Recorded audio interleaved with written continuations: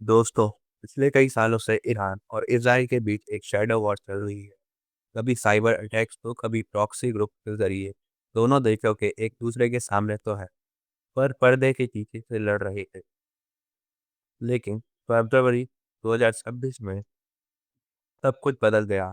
तो वो unwritten rule, वो पुरानी बाउंड्री सब खत्म हो गई। जब इसराइल ने ईरान के टॉप लीडरशिप को टारगेट किया, तो ये साफ हो गया कि अब शैडो वॉर का वक्त खत्म हो चुका है। अब ये एक खुली जंग बन चुकी है।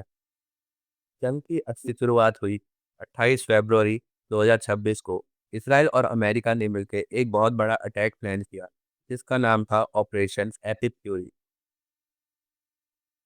सिर्फ 12 घंटों के अंदर ईरान के न्यूक्लियर फैसिलिटीज, मिसाइल बेसिस और मिलिट्री हेडक्वार्टर्स पर 900 से ज़्यादा एयर स्ट्राइक किए गए।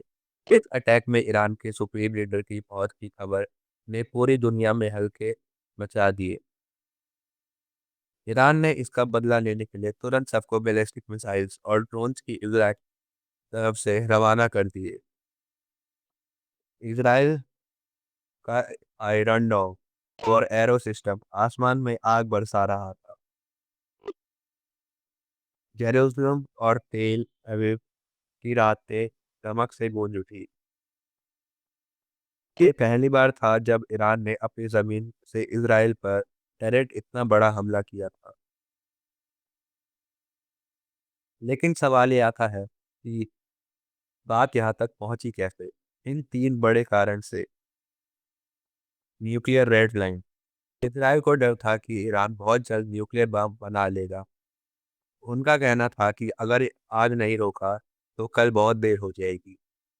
दूसरा रीजन है प्रॉक्सी नेटवर्क्स। ईरान के सपोर्ट वाले ग्रुप जैसे हेजबोला और हाउथीज ने इजराइल पर प्रेशर बना दिया था।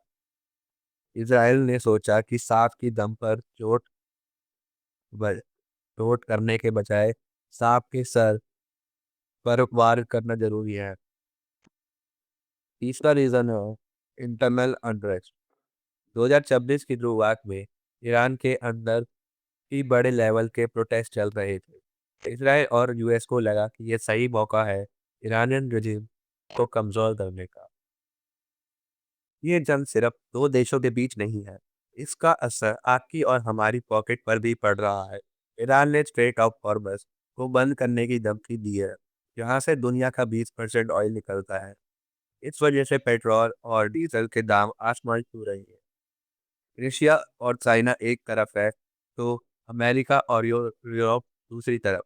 क्या ये वर्ल्ड वॉर 3 की शुरुआत है? हर कोई इसी सवाल से डरता है। आज मिडल ईस्ट इन बारूद के ढेर पर बैठा है। डिप्लोमेसी की कोशिशें जारी हैं, लेकिन गुस्सा और नफरत इतनी है कि पीस यानी कि शांति की उम्मीद कम लग रही है। अगले कुछ दिन तय करने करेंगे कि यह जंग रुकेगी या पूरी दुनिया को अपनी लपेट में ले लेगी।